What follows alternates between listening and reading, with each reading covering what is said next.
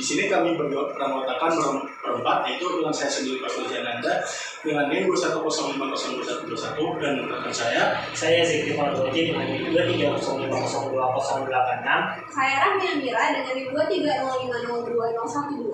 Saya Beatrice Niuntas dengan NIM 230502023. Jadi untuk teman-teman, pastikan untuk pantau terus kegiatan kami. Stay tune. Dadah. Halo semuanya, Assalamualaikum warahmatullahi wabarakatuh. Sebelumnya perkenalkan, saya Rahmi Amira dari kampus Universitas Sumatera Utara. Hari ini kami bakal mewawancarai salah satu owner dari UMKM, yaitu dari Salad Kembar nih guys. Di samping saya udah ada ownernya dengan Bapak Roni. Boleh diperkenalkan dulu Pak? Iya, oke. Perkenalkan, nama saya Roni Tambunan. Alamatnya di Jalan Garu 6, Gang Garuda, Medan Amplas. Kemudian status saya sudah menikah ya. Anak saya 2. Oke, untuk pertanyaan pertama nih bakal kita tanyain tentang profil salad buah kembar ini. Gimana nih Pak Roni, bisa dijelaskan nggak sejarah berdirinya salad kembar ini, mulai dari pemilihan nama usahanya dan dari tahun berapa berdirinya? Salad buah kembar ini berdiri dari tahun 2018. Ya, kita mulai dari rumah. Dulu itu rumahnya itu masuk gang sempit ya, nggak mungkin kalau dari pasar gede juga nggak kelihatan gitu. Jadi awalnya itu saya mulai dengan istri saya berdua. Kita coba, kebetulan pada saat itu lagi happening ya, salad buah. Lagi happening salad buah, kita coba, alhamdulillah rame gitu, peminatnya banyak, dan kita coba untuk masuk ke Gojek, ke GrabFood gitu kan, ke GoFood gitu. Pada saat itu juga GoFood dan GrabFood memang benar-benar sangat royal ya kepada konsumen, banyak promo, banyak apa, sehingga juga itu mendukung untuk meningkatkan omset kita pada saat itu. Dan kita memilih nama salad buah kembar itu karena anak saya yang kembar. Saya punya anak kembar, jadi kita kasih nama salad buah kembar. Kemudian ya tahun 2018, tahun 2019 dan 2019 itu kita terkena COVID, gitu ya, kena COVID. Bahkan 1 tahun berjalan usaha itu, intinya profit yang kita dapetin itu kan kita tabung tuh. Setelah itu udah sempet habis, ya udah sempet habis karena COVID. Omset pun sangat jatuh drastis. Sehingga pada tahun 2020 kita memberanikan diri dengan uang pas-pasan untuk membuka cabang kedua. Dan alhamdulillah dengan cabang kedua itu kita naik lagi. Boleh kami tahu Bang, ada berapa cabangnya salad kembar, dan yang pertama cabangnya di mana, yang kedua cabangnya di mana, sampai seterusnya? Ya, alhamdulillah untuk cabang pertama kita itu ada di Jalan Garu 6, Gang Garuda, itu alamat rumah saya yang tadi. Kemudian yang kedua di Jalan Ayahanda. Kemudian yang ketiga itu di Setiabudi, dan yang keempat di sini di Tuasan, Jalan Tuasan, dan yang kelima itu di Jalan Marelan, dan yang keenam terakhir di Binjai. Seperti itu. Itu untuk per outlet yang abang bangun, ada nggak tantangan awal untuk mulai usaha di lokasi itu? Untuk tantangan awal ya pasti ada ya. Namanya kita datang ke suatu tempat yang baru, kita juga pasti harus memperkenalkan siapa kita. Kita harus memperkenalkan kepada konsumen siapa sih kita. Kemudian kita untuk untuk menjawab semua tantangan itu, ya kita melakukan promosi, ya melakukan seperti kita beriklan di sosial media, gitu kan. Kita manfaatin sosial media dan influencer seperti itu. Oke Bang, makasih atas jawaban tentang profilnya. Selanjutnya nih bakal kita tanyain tentang etika bisnis dan pengambilan keputusan di salat kembar ini Bang. Bagaimana sih cara Abang membangun kepercayaan dengan pelanggan maupun dengan karyawan? Oke, kalau di salat buah kembar ini kita sudah punya struktur, gitu ya. Strukturnya itu dari direktur hingga manajer, SPV, head crew, bahkan setelah itu crew outlet, gitu. Jadi keputusan itu biasanya dari direktur yang memberikan keputusan terhadap kepada manajer dan nanti akan bakal mengikuti seperti itu. Untuk menjaga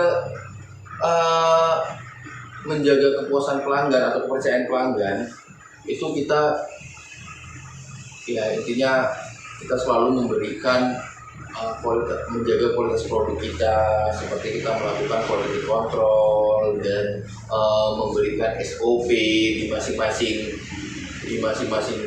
outlet. Kemudian juga di produksi juga kita lakukan SOP, ya, supaya terdapat standarnya. Nah, dan kita membuat standarisasinya, sehingga siapapun orangnya, siapapun yang akan melakukan, itu rasanya akan tetap sama. Kemudian kita terus menjaga, terus merespon cepat atas komplainan konsumen. Kita tidak pernah untuk menutup diri untuk konsumen memberikan saran atau masukan atau kritikan, ya. Saran dan kritikan, kita tidak pernah menutup diri. Kita juga nggak mau ya menjadi suatu pengusaha suatu perusahaan yang menjadi alergi dengan kritikan, karena kritikan itu menurut saya untuk membangun kita terus berkembang. Kemudian ya kalau untuk keputusan karyawan biasanya kita juga ada namanya HRD yang akan melakukan membuat peraturan perusahaan yang bekerja sama juga dengan direktur. Oke guys, mungkin selanjutnya akan dilanjutkan oleh rekan-rekan saya. Oke, baik. Selanjutnya kita akan bertanya mengenai tanggung jawab sosial dan lingkungan. Oke Pak, jadi di salat kembar ini pernah nggak ngelakuin kayak kegiatan sosial, dampak sosial yang berdampak sosial kayak CSR gitu? Atau salat kembar pernah nggak kayak berkolaborasi dengan komunitas-komunitas yang sosial gitu? Untuk sejauh ini biasanya kita untuk melakukan kegiatan sosial memang kita ada seperti kegiatan di mana setiap minggu itu kita melakukan namanya program Jumat Berkah. Jumat Berkah itu kita buat suatu produk yang dimana konsumen itu membeli seikhlas hati, tapi uangnya dimasukkan langsung ke kota infak. Ada kota infak, kita bekerja sama dengan seperti Basnas, seperti dengan bekerja sama dengan rumah yatim gitu ya. Itu langsung konsumen memasukkan uangnya ke dalam. Biasanya itu setiap 2 minggu nanti ada yang ngambil, yang ngutip dari pihak Basnas ataupun rumah yatim. Kemudian juga kita tuh biasanya memang ada di laba rugi kita biasa itu memang ada namanya infak. Infak itu akan setiap bulannya akan kita alihkan juga. Biasanya kita akan antarkan ke rumah-rumah terdekat, ke masjid-masjid terdekat toko kita, seperti itu. Kemudian juga ya biasanya kita per 6 bulan atau per 3 bulan kita akan memberikan bantuan kepada orang-orang yang daerah sekitar wilayah usaha kita berikan bantuan. Itu biasanya kita ambil dari 5% dari keuntungan kita. Berarti kalau misalnya di daerah Bapak nih, di daerah Bapak ada kayak bencana gitu, Ya. itu Bapak ikut nyumbang atau tidak? Ya, alhamdulillah kita juga kemarin seperti terjadi bencana banjir di Binjai dan di beberapa ini kayak di Medan juga kita ikut. Alhamdulillah kita ikut berpartisipasi, kita juga menyisihkan dana kita untuk melakukan bantuan lah. Pak, selanjutnya saya akan bertanya mengenai ketenaga kerjaan dan kesejahteraan karyawan. Oke. Nah, jadi apakah gaji karyawan di Salat Kembar ini tuh udah sesuai dengan UMR setempat kayak di Medan, Pak? Ya, jadi kalau untuk kita ada namanya di sini ada gaji pokok, ada bonus, ada insentif. Dan kita alhamdulillah tahun ini kita sudah memberikan BPJS juga kepada karyawan kita. Kalau secara akumulasi gaji dengan bonus dengan insentif itu bisa bahkan lebih dari UMR. Iya, lebih dari UMR Medan. Jadi ya namanya kita juga orang mereka tim sales, jadi mereka juga harus meningkatkan penjualannya seperti itu. Selanjutnya, berapa sih kerja jam harian yang diterapkan di Salat Kembar ini, Pak? Lalu bagaimana aturan sistem lembur itu? Ya, untuk jam kerjanya itu biasa 9 jam masuk, biasa 8 jam kerja, ada 1 jam istirahat. Kemudian juga untuk sistem lembur biasanya itu 1 jam itu 10.000, tapi ketika dia lembur selama 5 jam itu dapat bonus lagi uang makan. Jadi itu akumulasi seperti itu. Oke. Dan selanjutnya, apakah ada sistem rekrutmen dan pelatihan untuk karyawan baru, Pak? Ada. Untuk rekrutmen kita pasti akan melakukan training seperti itu ya. Kemudian juga untuk karyawan baru kita juga nanti biasanya nggak baru juga yang lama juga bakal ada juga jadwal training. Seperti nanti 6 bulan sekali mereka akan kita kasih training, karena kita itu tahu ya, paham ya. Di sini itu rentan ya, karyawan yang keluar masuk. Kadang karyawan baru itu dia kan belum tahu tentang ininya, tentang detail-detail ketentuannya, detail-detail SOP-nya. Jadi itu harus didapetin, dia harus lama bekerja di sini. Jadi kita harus mempercepatnya. Sehingga untuk menjaga kualitas produk tersebut. Konsumen itu nggak mau tahu dia mau karyawan lama, mau karyawan baru. Yang penting dia beli, aku kayak gini loh. Aku belinya yang kayak gini. Aku nggak mau tahu dia baru apa lama. Yang penting aku beli enak. Seperti itu. Jadi kita harus tetap menjaga itu. Sehingga kita terus melakukan ya ada namanya jadwal untuk training. Bahkan kalau di perusahaan saya, HRD itu sudah punya, dia udah ada 4 tipe karyawan. Yang pertama itu M1, itu biasanya orang baru. Nah, kita juga sudah, kalau biasanya M1 karyawan baru, dia itu butuhnya adalah job desk. Nah, kita job desk juga sudah lengkap. Nanti masuk ke level M2. M2 itu adalah biasanya karyawan yang dianya mau tapi tidak tahu. Nah, itu biasanya dia butuh SOP training. Bahkan nanti ada M3 dan bahkan M4. M4 ini siapa? Karyawan lama. Biasanya di level ini dia tahu dan tidak mau. Dianya sudah tahu tapi tidak mau melakukan. Nah, biasa itu karyawan senior. Jadi di karyawan senior ini kita melakukan namanya coaching, dan konseling. Nah, di sini kita harus melakukan seperti bicara hati ke hati, gimana supaya dia maksimal untuk bekerjanya kembali maksimal. Ya, kalau dia tidak mau berubah, kita akan lakukan SP1, SP2, dan SP3. Harus dulu kalau kita nggak berbicara Pak. Benar. Nah, intinya kita juga sudah ada surat perjanjian kerja. Nah Pak, kalau kena SP dan sebagainya, kalau kena SP itu apakah ada potongan gaji gitu Pak? Kalau SP tidak, untuk saat ini tidak ada. Nah kalau misalnya open recruitment di sini itu dari platform mana sih Pak? Untuk open recruitment kita biasa posting di sosial media pribadi kita, kemudian kita posting di Atma, kemudian kita nanti posting di kita lulus, baru banyak juga sih, saya lupa. Mungkin sekian dari saya, selanjutnya akan dilanjut oleh rekan saya. Selanjutnya akan saya lanjutkan di sesi tentang keselamatan dan kebersihan.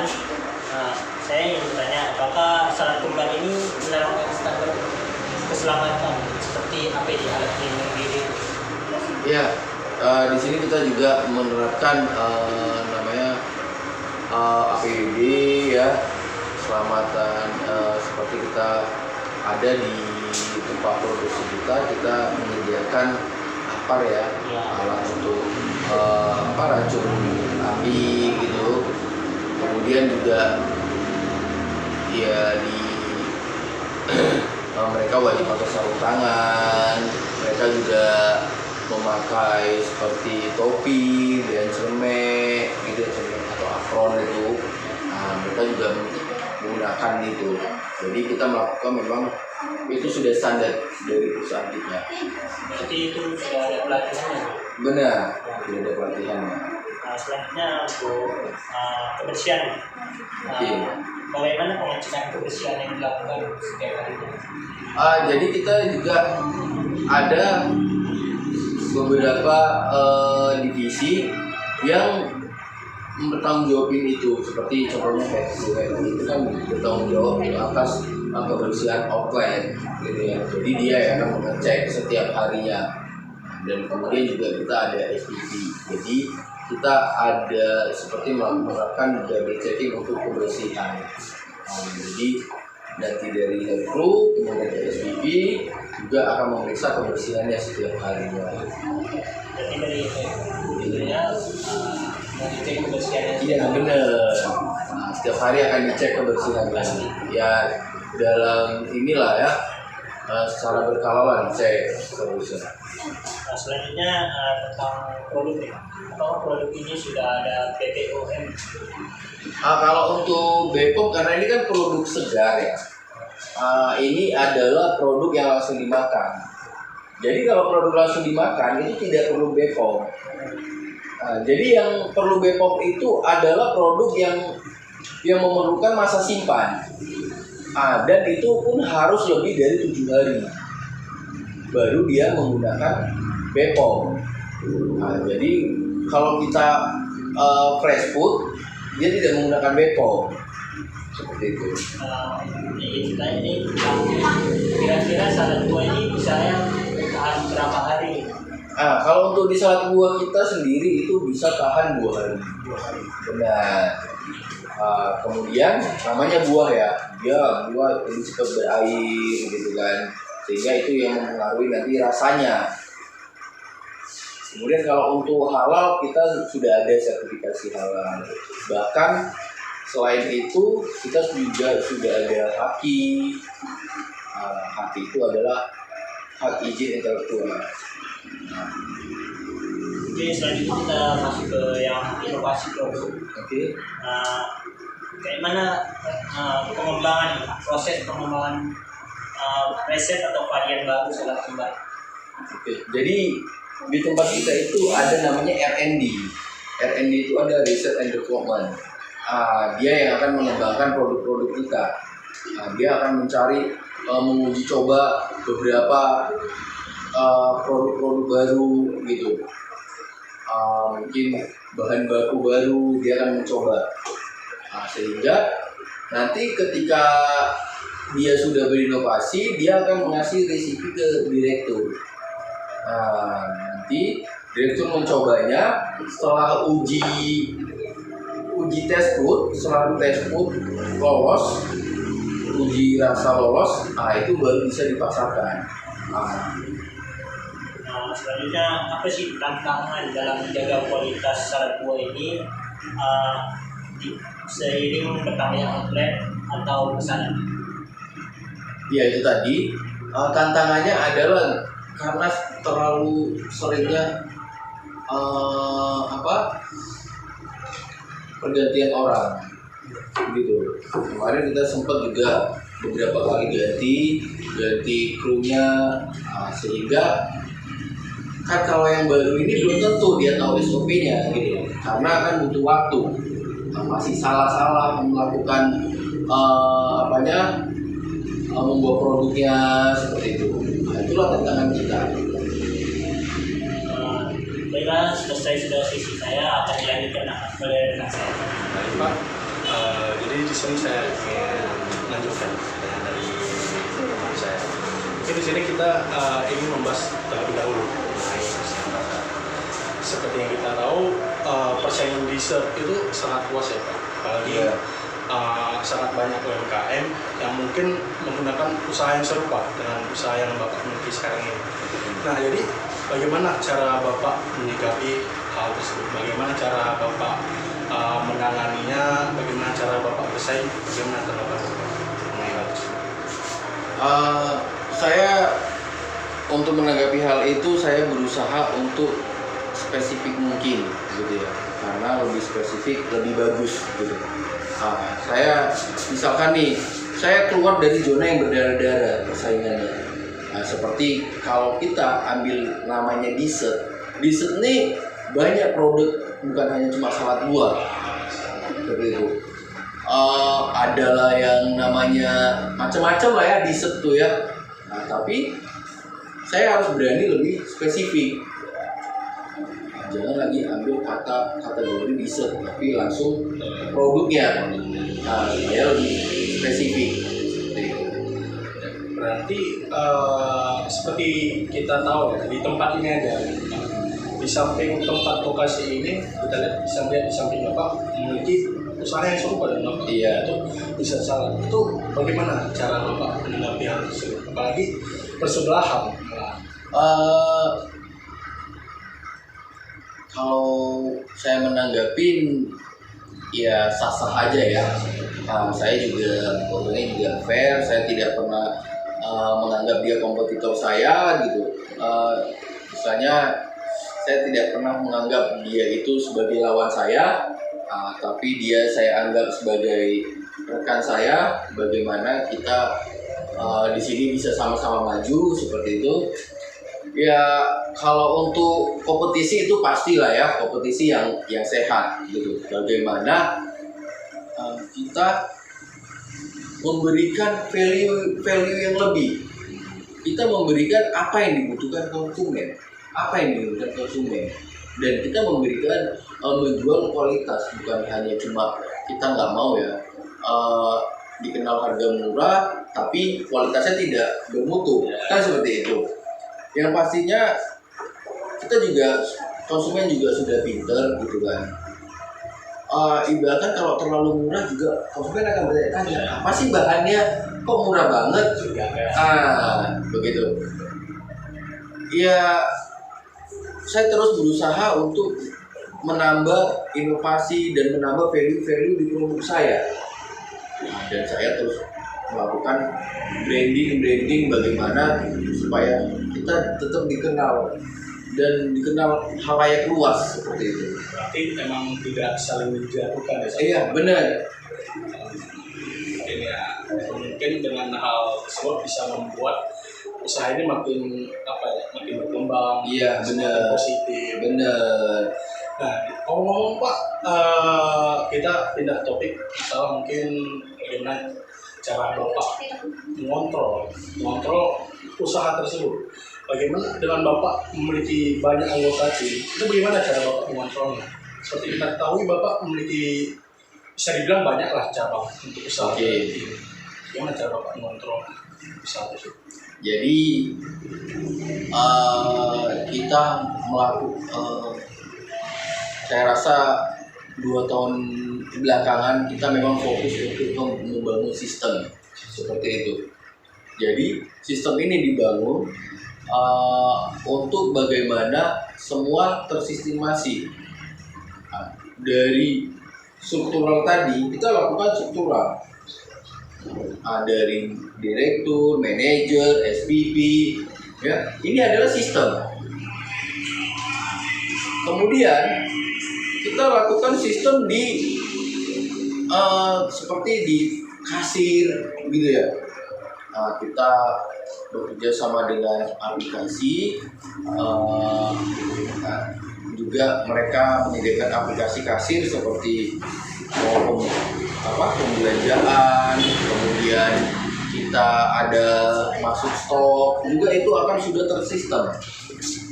Seperti kalau saya juga bisa melihat jika ada yang penjualan di hari ini, jika ada pembelian saat ini juga, saya bisa melihatnya. Saya nggak perlu datang ke sana, tapi saya sudah tahu. Karena ya pastinya saya manfaatkan digital lah ya, digital yang ada. Berarti dengan hal tersebut, apa mungkin Bapak memiliki kesulitan nggak? Misalkan mungkin kayak pertama kali Bapak membuka ekspansi ke daerah-daerah lain misalnya, itu apakah ada tantangan tersendiri? Dan bagaimana cara Bapak mengatasi tantangan itu? Ya kalau untuk di awal pasti ada tantangan, biasanya di SDM. Tantangannya adalah di SDM-nya. Di SDM-nya yang harus kita training, mungkin gaptek gitu ya, belum tahu teknologi segala macem ya. Itulah tantangan di awal untuk membangun sistem gitu. Tapi ketika sudah berjalan, kita tinggal duplikasi aja ke cabang-cabang berikutnya, seperti itu. Berarti kalau kita sudah menerapkan sistem yang bagus di satu tempat, kita bisa juga menerapkan dengan baik di tempat yang lain. Bener, tinggal duplikasi aja gitu sih. Artinya emang menurut Bapak emang sepenting itu lah manajemen tim. Bener, saya nggak buat manajemen tim itu bagaimana usaha jalan, ya orang jalan-jalan kan gitu. Ya, Bener ya, bagaimana tanpa ada orang, tanpa ada pemilik, usaha ini sudah jalan. Nggak perlu owner, nggak perlu pemilik, tapi operasional dan semua terus berjalan seperti itu. Makanya kita mati-matian untuk membangun sistem. Mungkin pertanyaan mengenai manajemen sosial. Jadi saya juga ada pertanyaan juga. Mungkin dengan Bapak memiliki usaha ini, itu Bapak sebenarnya dapat inspirasi dari mana? Apakah ada sosok yang memotivasi Bapak untuk membangun usaha ini? Entah mungkin istri, atau mungkin siapa? Ya pastinya keluarga lah ya. Ya motivasi saya adalah keluarga. Saya punya anak, saya punya istri, saya punya tanggung jawab seperti itu. Ya saya tidak punya pilihan, hanya ini pilihan saya. Jadi saya mau nggak mau, saya harus lakukan seperti itu. Saya tidak ada pilihan kedua. Jadi dan memang hobi saya itu memang sudah dari dulu itu memang sudah ya berbisnis seperti itu, berjualan seperti itu memang udah hobi saya dari dulu. Nah, sehingga ketika dihadapkan seperti ini ya saya memang udah passion saya lah. Kemudian didasari dengan keluarga, itu yang membuat saya terus semangat termotivasi. Inilah mungkin terakhir Pak. Mungkin ada nggak kata-kata dari Bapak? Mungkin kayak satu patah kata motivasi gitu. Kedua yang mungkin mereka pengen bikin suatu usaha tapi mereka mungkin masih takut kita mungkin karena takut modal, karena takut rugi atau karena hal-hal lain. Apakah ada kesempatan di belakang? Oke, kalau untuk ini memang biasa sih ya, saya udah biasa jawab nih ya, udah biasa bertanya gitu kan ya, kayak gini-gini. Jadi menurut saya ya teman-teman, kalau mau mulai usaha itu biasa kan itu takut ya, takut dong, nanti rugi, takut nanti nggak berhasil, akhirnya nggak jalan-jalan, akhirnya nggak mulai-mulai.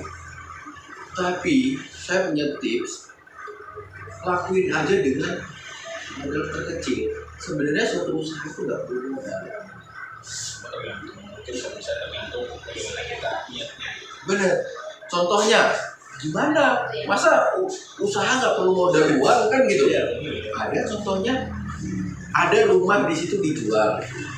Ya, setelah itu kamu fotoin, kamu posting, dijual dengan harga sekian. Hubungin saya. Ketika ada yang nanya, laku, terjual dengan kamu.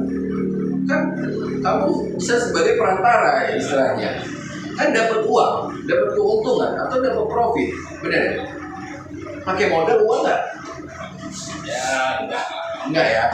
Nah, jadi jangan kita kalau mau bisnis itu jangan bicara uang. jadi jalan. Bener. Kemudian kalau memang yaudah deh aku mau modal uang, tapi udah lakuin aja yang kecil dulu. Misalkan seberapa banyak uangmu yang kamu anggap itu tidak penting. Contohnya 100.000 kah? 1 juta, 2 juta, 10 juta yang kamu anggap itu tidak penting. Jadi ketika kamu rugi, ketika kamu nggak berhasil, kan uang lain nggak penting juga. Karena nggak masuk ke dalam uang panas kita ya. Bener, kan itu ya udah deh gitu ya. Bahkan yang kamu tuh anggap uang itu ya nggak seberapa gitu ya. Lakuinlah dulu di awal hal seperti itu. Kemudian nanti kita terus belajar seperti itu. Itu nanti dengan kita belajar kita juga tahu masalahnya di mana. Kemudian juga ya jangan pernah takut gagal ya. Belajar dari kegagalan itu sangat penting. Kalau prinsip saya, kalau mau untung ya saya harus berani rugi. Karena kalau nggak berani juga nggak akan terjadi. Benar. Seperti saat ini. Benar. Saya berani untung ya saya harus berani rugi. Seperti itu. Itu ada orang egois cuma pengen untungnya. Benar. Itu adalah prinsip saya karena saya sudah menjalani bisnis itu pasti naik turun. Ya pesan saya yang paling penting banget buat teman-teman yang mau mulai usaha, ya siapapun itu, mau usahanya apapun itu, yang paling penting adalah manajemen keuangan. Dari semuanya itu adalah manajemen keuangan. Kalau kita manajemen keuangan, insya Allah, misalnya usahamu bakal grow. Bakal grow karena kita juga nggak ini ya bisnis itu naik turun gitu kan. Kadang kita merasa gue udah gede nih waktu rame-ramenya, nggak tahunya 2 bulan kemudian kita itu rugi. Jadi duitnya dari mana? Bener ya? Jadi bukan keuntungan hari ini semata-mata milik kita semua yang harus kita poya-poyahin, harus kita istilah katanya kita hedon ya. Padahal ada masa-masa yang menunggu itu. Disitulah kita nanti kalau misalkan udah mulai sepi, kita butuh biaya, butuh pengembangan seperti itu. Itu kan butuh biaya semua itu. Dari mana biayanya? ya dari keuntungan tadi yang kita dapat tadi supaya kita terus berkembang. Nanti kita emang kalau kita ingin membuat sebuah bisnis kita emang harus pintar untuk buat. Benar. Mungkin itu saja dari pertanyaannya Pak. Terima kasih atas jawaban yang sudah Bapak berikan. Jadi begitulah hasil wawancara kami pada salah satu pada pemilik dari Selat Kembar. Semoga wawancara ini bisa menjadi pelajaran bagi teman-teman yang menontonnya. Jadi sekian dari kami Pak. Terima kasih Pak. Oke, sama-sama. Baik teman-teman semuanya, itu dia perbincangan kami dengan owner Salat Buah Kembar. Terima kasih atas waktu dan ilmu yang diberikan Pak. Ya, oke, sama-sama. Semoga bisa bermanfaat buat teman-teman dan buat anak muda yang ingin memulai bisnis, dan semoga juga bisa diaplikasikan. Amin, semoga Salat Kembar bisa semakin sukses dan makin banyak cabangnya. Kami dari kelompok 3 mengucapkan terima kasih banyak atas penonton dari video ini yang sudah menyaksikannya sampai akhir. Semoga ilmu yang dalam video ini dapat diterapkan di kehidupan kalian. Terima kasih. Wassalamualaikum warahmatullahi wabarakatuh.